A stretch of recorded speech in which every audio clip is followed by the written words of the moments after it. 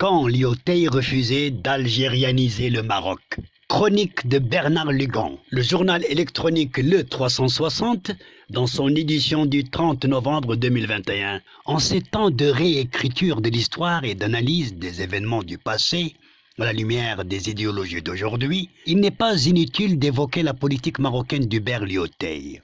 Dès son arrivée au Maroc en 1912, Lyautey comprit qu'il n'était pas en présence d'un territoire quelconque, mais d'une authentique nation au passé exceptionnellement riche.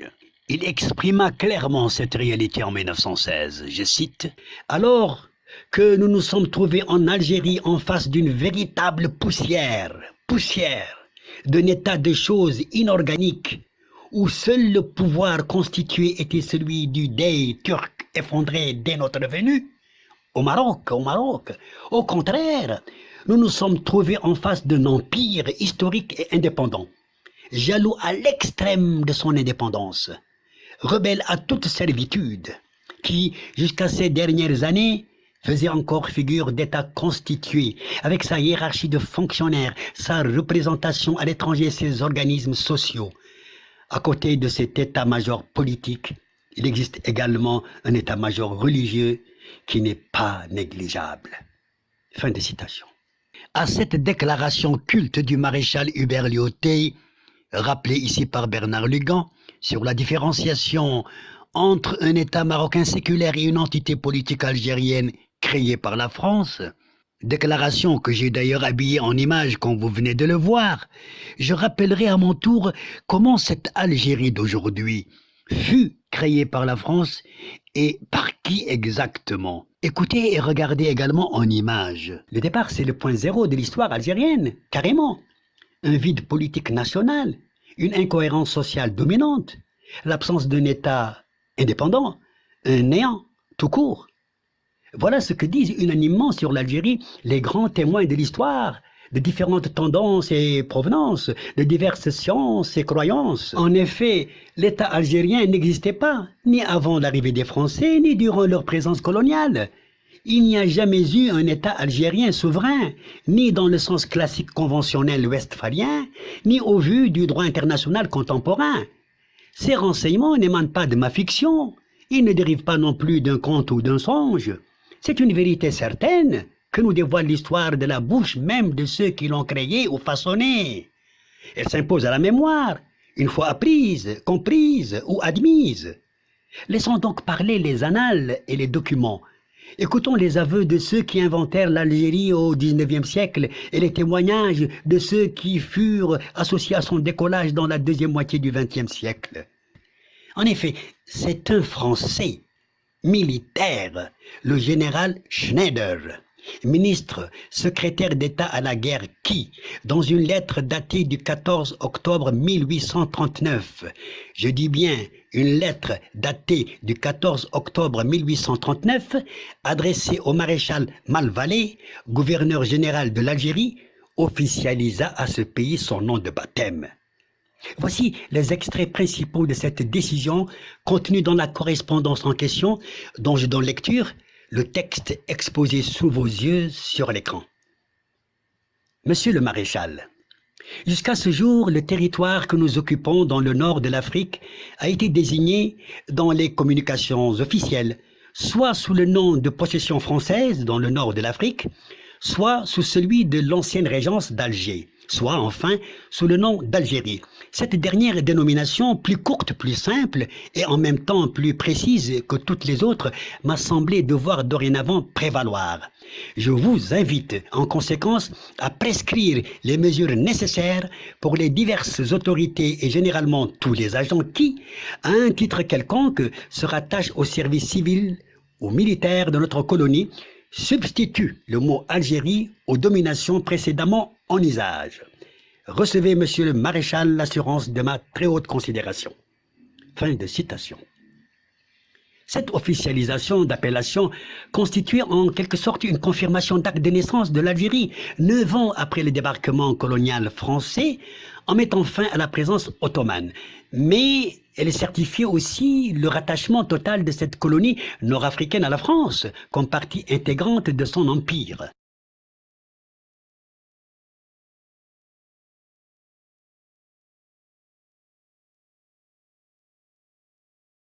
Une troisième pièce à conviction de gros calibre viendra étayer 3 décennies plus tard la déclaration du maréchal Lyautey. Il s'agit de 2 témoignages signés par un poids lourd algéro-maghrébin. Le premier est formulé en ces termes. Je cite. « La France n'a pas colonisé l'Algérie, elle l'a fondée. » Je répète, la France n'a pas colonisé l'Algérie, elle l'a fondée. Ces mots ne viennent pas d'un poète nostalgique de l'Algérie française, mais de Farhat Abbas, pharmacien de formation, ex-leader FLN, premier président du GPRA 1958-1961, premier chef d'État de la République algérienne indépendante, en sa qualité de premier président de l'Assemblée nationale constituante. Sa formation scientifique fondamentale faisant de lui un homme rationnel, primitivement familiarisé aux disciplines scientifiques avant d'épouser la politique, le rendait d'abord aussi pragmatique que réaliste. Le célèbre journaliste et biographe français Jean Lacouture lui a d'ailleurs reconnu des qualités distinguées, faisant de lui un leader pondéré et éclairé. Mais le second témoignage, tout en convergeant totalement avec le premier, se distingue néanmoins par son intensité et l'émotion qu'il produit. Concentrons-nous-y. Je cite. « Si j'avais découvert la nation algérienne, je serais nationaliste et je n'en rougirais pas comme d'un crime. Les hommes morts pour l'idéal patriotique sont journellement honorés et respectés. Ma vie ne vaut pas plus que la leur.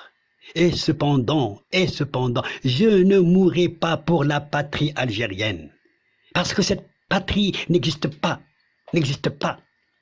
Je ne l'ai pas découverte. J'ai interrogé les vivants et les morts. J'ai visité les cimetières. Personne ne m'en a parlé. On ne bâtit pas sur le vent.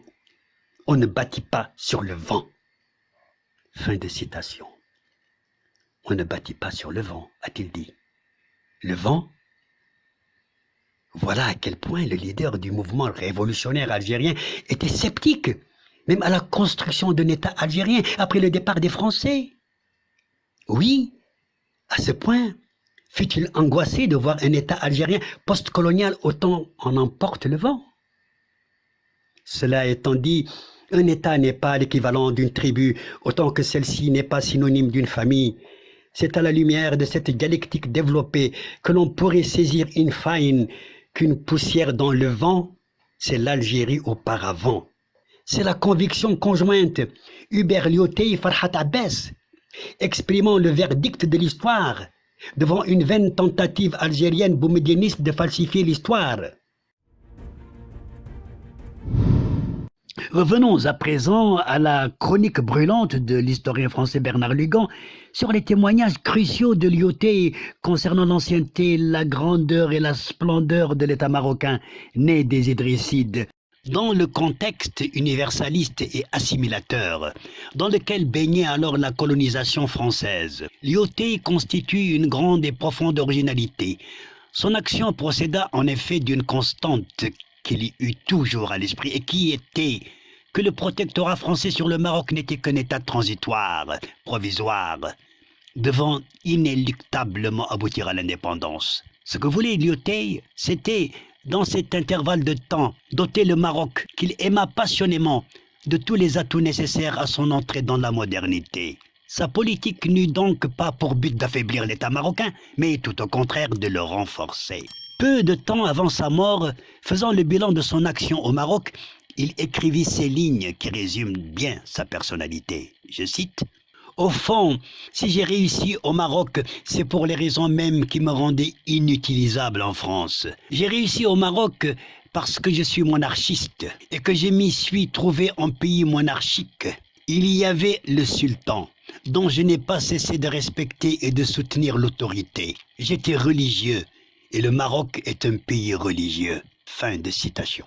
Au mois de janvier 1921, Lyautey déclara que, je cite, « Le Maroc n'est pas et ne sera jamais une colonie de petits peuplements agricoles. » Fin de citation. Et il mena une politique bien résumée dans les lignes qui suivent. Je cite, « Certains n'attendent que mon départ pour algérianiser le Maroc. Ils y sont aidés par les socialistes. La doctrine du protectorat, si intelligente, si souple, si féconde, si nuancée, dépasse absolument la portée de ces cerveaux primaires. Cela rend la tâche très décourageante, car j'ai la sensation très nette que l'essentiel de mon œuvre s'écroulera avec moi. Fin de citation. Lettre à Berrucan, 19 août 1918. Ce que Lyautey refusait, en fait, c'était l'introduction au Maroc des principes jacobins sur lesquels reposait la colonisation de l'Algérie. Lucide et iconoclaste, il écrivit en 1920 un texte prophétique dans lequel il adoptait une attitude proprement révolutionnaire pour l'époque, puisqu'il se prononçait clairement pour la décolonisation. Je cite. « Je crois comme une vérité historique que dans un temps plus ou moins lointain, l'Afrique du Nord évoluée, civilisée, vivant de sa vie autonome, se détachera de la métropole. Il faut qu'à ce moment-là, et ce doit être le but suprême de notre politique, cette séparation se fasse sans douleur. » Fin de citation. À ces déclarations prémonitoires encore rappelées par Lugan, j'ajouterai en guise de conclusion, et qui autre que le Maroc, dont Lyautey soulignait sans cesse la grandeur, le caractère séculaire et donc l'antériorité comme frère aîné des autres pays maghrébins, qui autre que le Maroc, ayant d'ailleurs initié les guerres d'indépendance africaine comme premier État à se libérer du colonialisme. Qui autre que ce Maroc pouvait aider et inciter les peuples du jeune continent à le suivre dans la voie de la liberté? Certainement aucun autre pays. Et c'est ce que confirmera le futur après le départ de Lyautey, en lui donnant raison 3 décennies plus tard, en 1956, avec l'indépendance du Maroc. Mais les dirigeants algériens d'aujourd'hui se souviennent-ils des sacrifices du Maroc pour l'indépendance de leur pays et lui en sont-ils reconnaissants? Hélas, hélas, leur histoire postcoloniale autant que le présent ne semble pas l'attester. À la prochaine vidéo si Dieu le veut, je l'espère.